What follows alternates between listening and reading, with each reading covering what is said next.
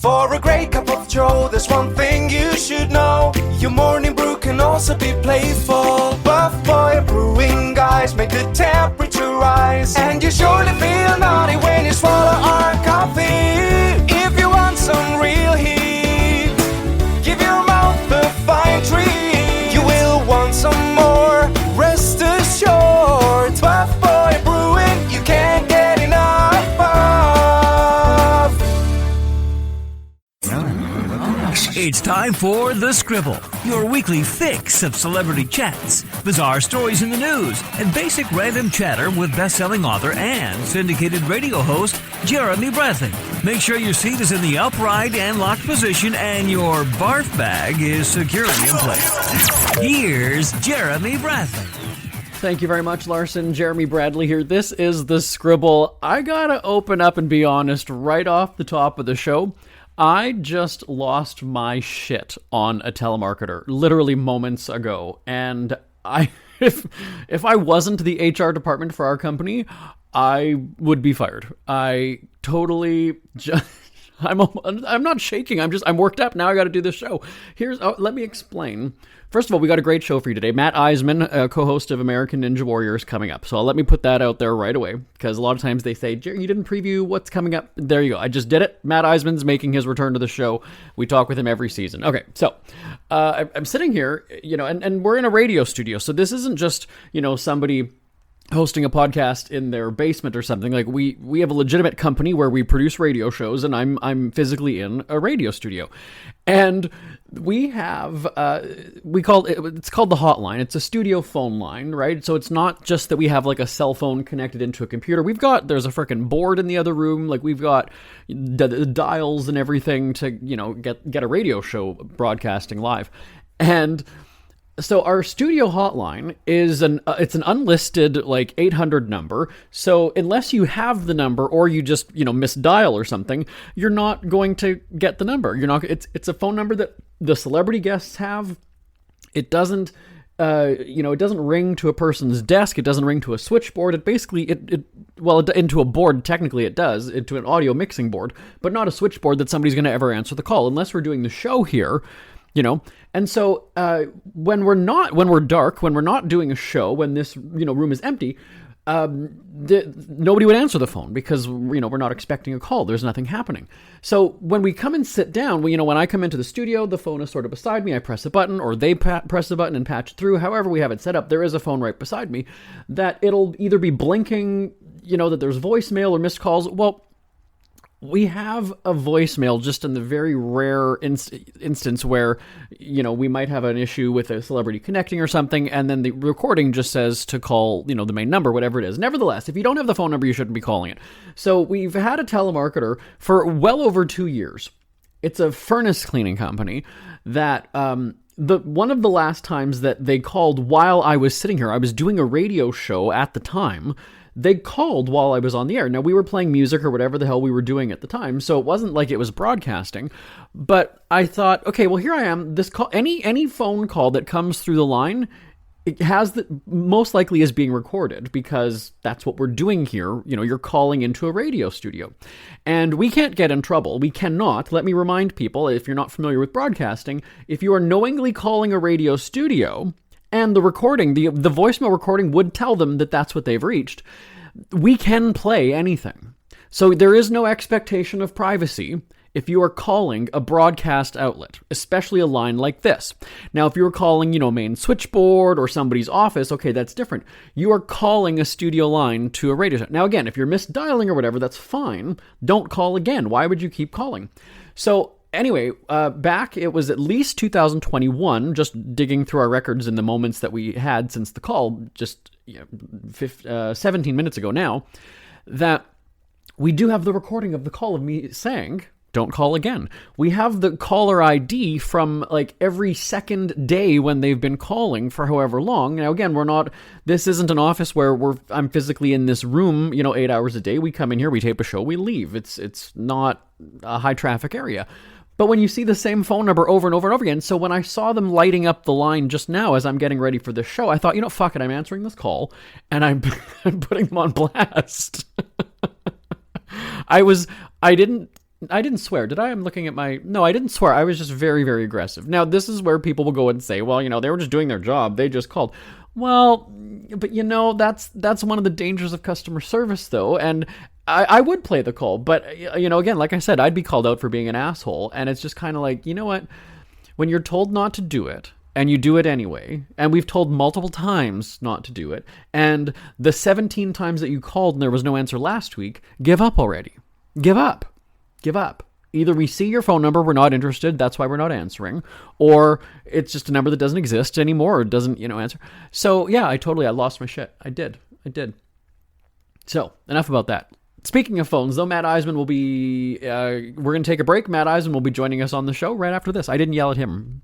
This statement has not been evaluated by the Food and Drug Administration. This product is not intended to diagnose, treat, cure, or prevent any disease. No offense, but are you a little fat when you look in the mirror?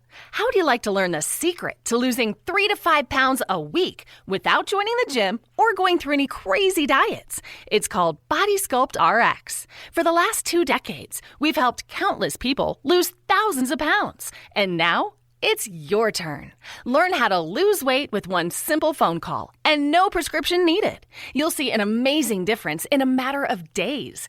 Don't believe us? We'll offer you a risk-free money-back guarantee. So, if you're ready to start losing weight, call right now and get a free month supply with your first order of Body Sculpt RX. Call now. You have nothing to lose but the pounds. 800-459-6838. 800-459-6838. 800-459-6838. That's 800-459-6838.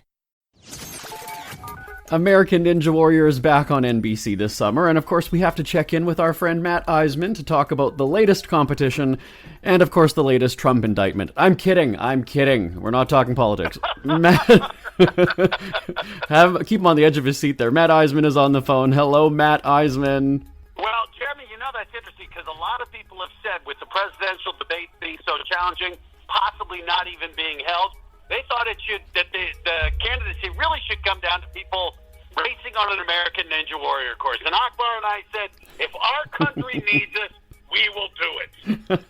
Well, that's a total shift of a conversation, right? Where people are saying, is Biden too old to... If he can complete the course, he can be president. There we go. Okay, well, speaking of age, though, every time that we talk, I point out that the competition, well, the course anyway, it gets tougher and tougher. It makes me feel older and older just watching on the couch at home. So I turned 40 last year, and this season you guys are already making me feel 50. So I have to ask you, how old do you feel this season? Well, I'm older than that. Yeah. So believe me, especially now, this is season 15, my 14th season on the show. And what's crazy is, not only do we have guys like David Campbell and Brian Kretsch who've been competing since the very beginning. Legends. We now have kids who are 50. They're triple the age of our youngest competitors now. David Campbell's 45. So going up against athletes who are one-third his age. And what's crazy is we also now have parents competing alongside their kids. So Brian Beckstrand, who I think first started back in season 6 or 7, just a tremendous story, a guy who started building obstacles in his backyard. Now, his son, Kai, who actually won a championship on Ninja Junior, now he's competing alongside Dad, and, man, he has grown up. And talk about making him feel old. Like, all of a sudden, he competed on Ninja Junior. I think he was like 5'3", 115 pounds. Now he's 5'10", 180 pounds, and his voice sounds like this.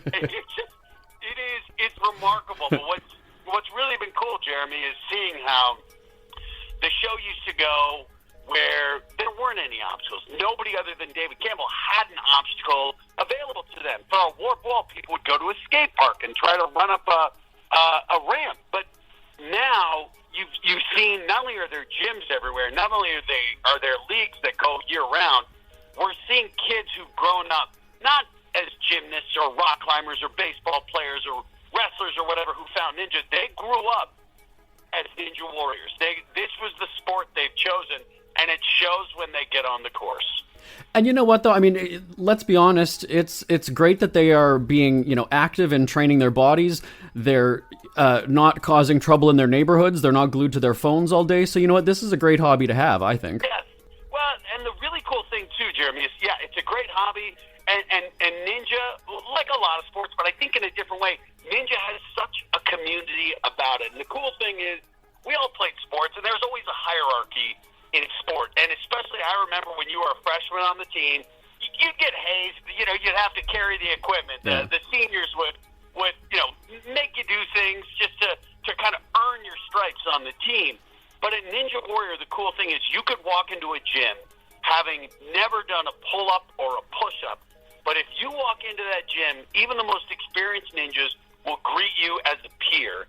And I've never seen a sport so welcoming and encouraging. And we've seen it time and again where a lot of these experienced ninjas have coached, have trained with, have encouraged the ninjas who are now making them obsolete. And they as much as it might sting, they're so happy to see the progress and to see the sport reaching its next level.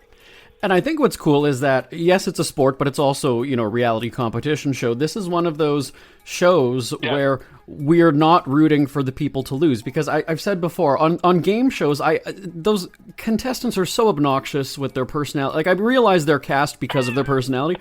Like, I'm rooting for them to lose half the time, but not on this show because, especially when we see the pack of them at home training, the backstory with the family getting involved. I mean, we really, I'll use the term fall in love with these people. I completely agree. And that's one of the great things for Akbar and I is we never have to pretend to be impartial. We are cheering for every athlete on the course. And even this year, now that for the first time we've introduced side-by-side, head-to-head racing, Yeah. The craziest thing is very often you'll see a ninja who's in the lead fall. Now, the other ninja has to then complete the obstacle they fell on to beat him, and you'll see them cheering them on in the water. And I'm trying to think in football, like, if Mahomes fumbled the ball and, he sees someone running the other way with it, he's not going to be cheering. He's going to be throwing his helmet trying to tackle him. So it really is a unique sport, and it's, for me, I am so impressed because we've gotten to know the ninjas over the years. We follow so many of them on social media. We see what goes on year-round. We see how much work they put into this and how much it means to them to get that opportunity on the course. That's why every time they hit a buzzer, we're cheering alongside them. Every time they fall, our hearts break for them. And it is wonderful to be a part of something that I think has really had such a positive impact in the lives of so many of our athletes who participated. I mean, the change this year of going head-to-head. See, I was never an athlete, so this is where I'm going to ask you, Matt, as to what this does to your head. It's one thing to be playing against a clock, which is often, what would happen. Now you're does it mess with your mind when you're seeing the competition, like you're physically seeing them at the same time? So it's interesting. We talked to a lot of the athletes as they were preparing for the races and then after them. And they all said the strategy was to run the race you plan to run, not to try to focus on the other athlete.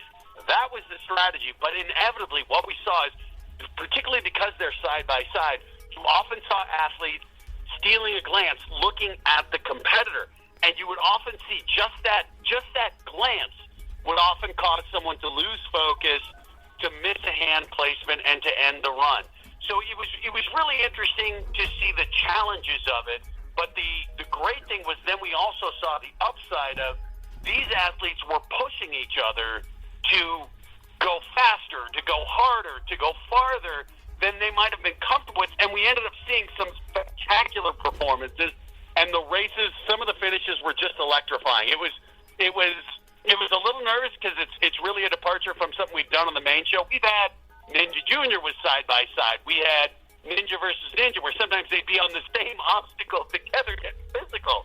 But this one has been unique, and I think it worked out great, and the athletes seemed to enjoy it. But it really was fun because what we also see is all the ninjas in the gyms, all these other leagues tend to go head to head. So the ninjas are familiar with it, and I think it was a really different challenge for the athletes to say, okay, I can't be cautious, I gotta go fast.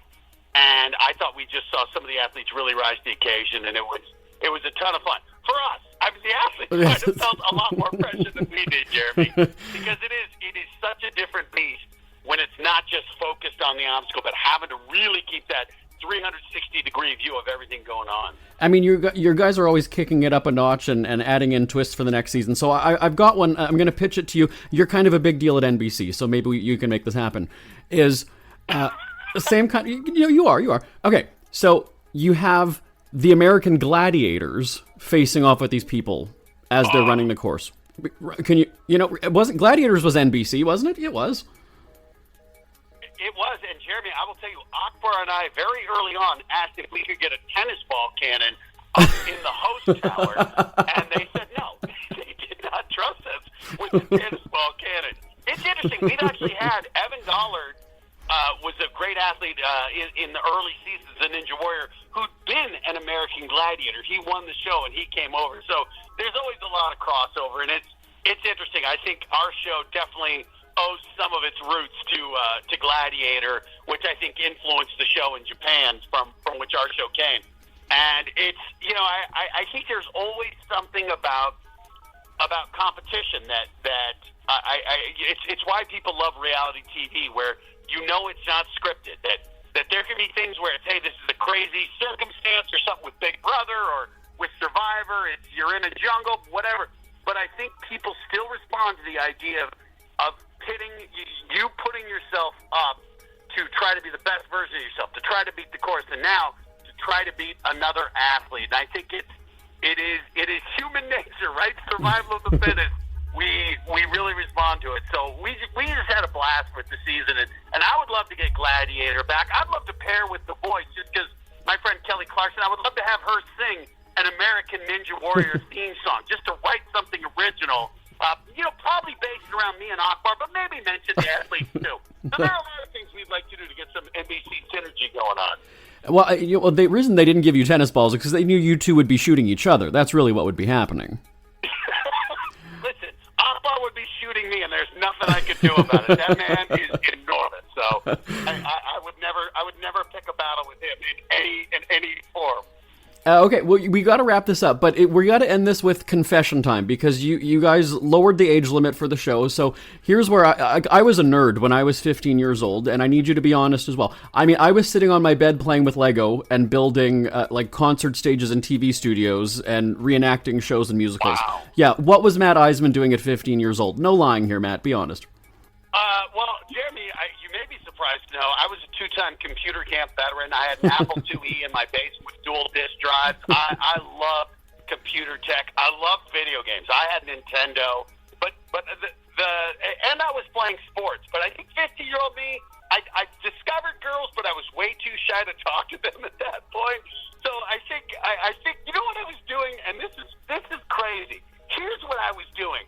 I was watching Arnold Schwarzenegger movies, and I bring this up because I just watched the Arnold documentary that's out on Netflix last night, and I've been very fortunate to become friends with the guy I idolized when I went on Celebrity Apprentice and won, and that's right, stuck around being his apprentice.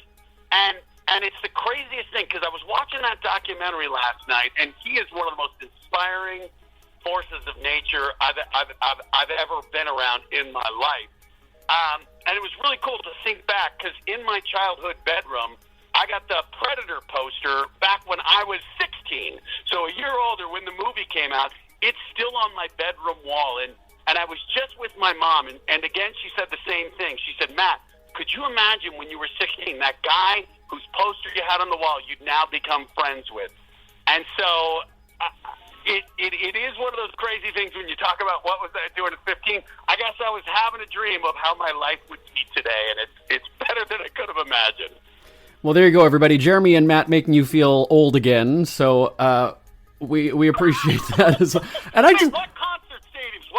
What bands were playing in your 15-year-old concert stadium? Do you know what it was? Honestly, I was just building, because I did musical theater. That's the kid that I was. But I was making like concert tour stages and little like trucks that would then pack up the stage and then drive across the coffee table as though they were going to the next city. And then I would reenact talk shows. So I would make the set of the Jerry Springer show, and I would have the chairs and the guests. And oh yeah, it's just embarrassing. We don't need to get into it. What are you talking about? Jeremy, you have a talk show now. I know. You made your dream come true. And I used to actually make pretend radio shows. When we would go out to the lake, my parents would be driving. I would do every 5 minutes, I would call it the 1 minute plus quickie update, and I would just talk about the weather, the time, and just random stories. So maybe it was fate that got me into this. Who knows? Anyhow. Man, that is awesome. I hope people listening are... We may not be Schwarzenegger, we may not be Ninja Warriors, but we are two guys who made our childhood dreams come true. And we're going to be watching American Ninja Warrior. It's on NBC. When can we catch the show, Matt? Every Monday night, 8 p.m. Eastern Time. I think they rerun it on Friday. Peacock has it as well. Check it out. We're so happy with this season. I hope everyone enjoys it. It's always just easiest to say check your local listings, right? That's the best way to find it. Yeah, that too. Matt Iseman, thanks for joining us and making us feel old again. Thank you so much for your time. Jeremy, trust me, I'm older, buddy. But thank you. All right, we'll talk soon. Listen up, guys. Are you experiencing any of the following? Fatigue, less drive, poor performance? If so, you may be one of the nearly 30 million men in the U.S. today dealing with ED. But did you know you don't have to pay hundreds for a prescription anymore? And you don't have to deal with the hassle of seeing the doctor or the embarrassment of going to the pharmacy for a certain pill. Now with one free call, you can find out how Herbal Virility Max can help you feel like a man again. For over a decade, Herbal Virility Max has helped guys just like you put a smile back on their face with improved performance and drive. Call today and ask about our buy one, get one free offer. Save the money, save the hassles, and get the better blue pill. Dial 800-578-0179. That's 800-578-0179. 800-578-0179. This statement has not been evaluated by the Food and Drug Administration. This product is not intended to diagnose, treat, cure, or prevent any disease. Are you in bad pain? You know what I mean. Your knees hurt, your shoulder hurts, and your back. Oh my God, your back. They're constantly killing you. And I'm sure you've tried every pain pill or cream available at the drugstore, am I right? Well, here is something you haven't tried. Pain Absolve. Pain Absolve is not available in any drugstore. The only way to get it is by calling today. We're so confident that it will work for you that we offer a free bottle with your purchase, no prescription needed, and best of all, each purchase comes with a money-back guarantee. Call now to find out how you can get Pain Absolve and get rid of your pain. Call 800-319-0582. That's 800-319-0582. 800-319-0582. Call today, 800-319-0582. Isn't it crazy that you wait for payday, but before you know it, you're strapped for cash again? It's time to stop blowing your money and become a smart spender with the book, The Official Guide to Being an American Cheapskate at cheapskatebook.com. Learn simple ways to cut costs at home every day and during special times of the year. Don't go broke at Christmas. Don't remortgage the house for a fancy vacation. The book is filled with tips to save you money throughout the year. Check out the best-selling book, The Official Guide to Being an American Cheapskate at cheapskatebook.com or on Amazon and iTunes. JB here, back on the Scribble. So the debate, by the way, has been continuing about the telemarketer thing that I mentioned at the top of the show. Now, while okay, so they've listened to the call, which was really only about 2 minutes. It wasn't, we're not talking about a documentary length phone call here. So the class is divided because they said, again, Jeremy, this is just an agent who's, doing her job. You flew off the handle. Here's why, let me tell you. And so when they finally listened to it again after I pointed this out, they were kind of like, well, you know what? Yeah, that sort of makes sense. What ended up happening, and we're not going to play it, but like I said, I didn't swear. I wasn't belligerent in that regard. I wasn't, getting personal with, the person saying, whatever. But here's the thing, is that when I started to say, I'd like to file a complaint because I've asked you to take this number off your list before, I was interrupted. The woman kept interrupting me while I was speaking. And that I know from, I went undercover. Now, I'm going to open up a whole bunch of can of worms here. So years ago, I went undercover at a call center because we were doing research into how much charity CEOs make. So I was hired as a telemarketer essentially, and I started working in a call center. We did this. I got a job there for like 2 weeks, which is kind of funny, right? When you're being employed for the media and you're going undercover and you're getting paid to do another job, which is not really a job that you're doing. You're actually just, so anyway. So it was probably, well over 10 years ago. And so I had this training about working in a call center. And one of the cardinal sins was interrupting the person on the phone. And so you let them rant, but you're not interrupting them. You're not cutting them off, which I find happens a lot nowadays in customer service. I find that where, and maybe that's just because cable news has sort of influenced the way people have conversations. We have very long-winded guests on our radio shows, and unless we're very, very time crunched and have to go to a commercial break on the radio or something, I generally let them talk. I might try to, interject here and there, but I don't steamroll and start talking full sentences, right? There are ways, and if you're, sort of trained in customer service, there's cues that you can sort of pick up on, especially in broadcasting. When you can interject. You might add in, you might start to say a word here and there, then that gives the person the hint, okay, I'm trying to get wrapped up here. And so she was interrupting me. That's what kind of set me off at the beginning, was I'm telling you, I've asked you not to call again. We do have the record of it. It was, a recorded call on such and such date, but you interrupted me and didn't let me speak. And then every time again, I started to go and say, is there a record of this request? Then you're not answering my question, and you're saying, well, I'm going to make a note. No, I've asked you, is there a record of this request? And that's what pisses me off now about customer service. And just even a few weeks ago, I wrote my newspaper column about this. And then I saw actually somebody commenting on Facebook about just a dreadful customer service experience they had. And I said, how funny is that? I just wrote my newspaper column this week about that. And there's this consensus now where employees, they're just not going to put up with your shit, is what's kind of happening. But I remember working in customer service back in the day. I was an assistant manager at Party City. You never wanted somebody to ask for the manager. That was almost like you don't know, like you can't do the job is kind of how that was. You never want, it was embarrassing. The manager's going to be pissed at you because it's like, why couldn't you just do this on your, like, why couldn't you settle this? Why didn't you own this? Why didn't you take charge, take control? And so that's what it was this telemarketer's calling a number they're not supposed to call. I start to go and say my piece, which was, we've got a record of requests, and then you interrupt me, and then I ask a question, and then you're not even answering it, you're stating something else. So that was my big thing. Being a communications major that I was, and a trained journalist as well, I'm kind of like, if I ask you a yes or no question, start with yes or no, and then give me the explanation if it warrants it. But if you give me something completely different, you take me 12 steps around the block, and then after that, I'm still going, well, you didn't really answer that. Can you try again? You're wasting my time, right? You're wasting my time. So that's kind of what happened. So half of the room, or half of the other room through the window, is saying, you were an asshole, you treated her like shit. Somebody even said to call the company and apologize. Excuse me, not happening. And others, after I explained my side of it, was like, no, listen to how much she interrupts me when she's called me and I've said not to call me again, and I'm asking you point blank questions, yes or no. Well, there you go, right? There was a way to diffuse the conversation in this situation. And I pointed that out to my team, who, by the way, were also communications majors. Let's be clear. I'm looking at you, Bonnie Winters, through the window. So, anyway, have you had a bad experience with a telemarketer? Send me an email, live@jbonair.com, live@jbonair.com. One more break, and we're back on the Scribble right after this. Who are the Kardashians feuding with now? What did that little thug Justin Bieber do this time? Who's getting hitched? And who's headed for Splitsville? Hear the latest celebrity news and gossip every day on Entertainment Wrap-Up. The good, the bad, the ugly, but mostly the ridiculously hilarious. It's all recapped in this daily segment at entertainmentwrapup.com. Have a laugh at the expense of the rich and famous when they take themselves way too seriously. It's 3 minutes of time-wasting fun at entertainmentwrapup.com. Check out Entertainment Wrap-Up at entertainmentwrapup.com. Brought to you by Speak Free Books.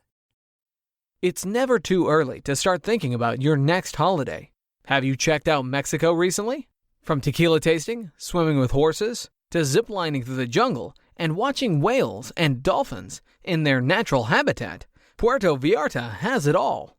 Visit mexico.jbonair.com to see all the fun PV has to offer. That's at mexico.jbonair.com for hundreds of photos, interviews, and videos from around the tourist hotspot. Check out mexico.jbonair.com for all the fun. That's mexico.jbonair.com. We hear you chirping. Get scribbling. Tweet up the Scribble at The Scribble Show. Join the discussion with Jeremy Bradley. It's all going down right now on Twitter at The Scribble Show and at thescribbleshow.com. My thanks to Matt Iseman. My name is Jeremy Bradley. This is The Scribble. The rest of our celebrity guests are at speakfreecelebwatch.com. Thanks so much for tuning in. Oh, and happy Father's Day, everybody. I will talk to you next week. Bye-bye for now. Want more Scribble? Check out thescribbleshow.com for past shows, celebrity interviews, cheapskate tips, and more. That's at thescribbleshow.com and on Twitter at The Scribble Show. The Scribble is a Speak Free media presentation. If you want some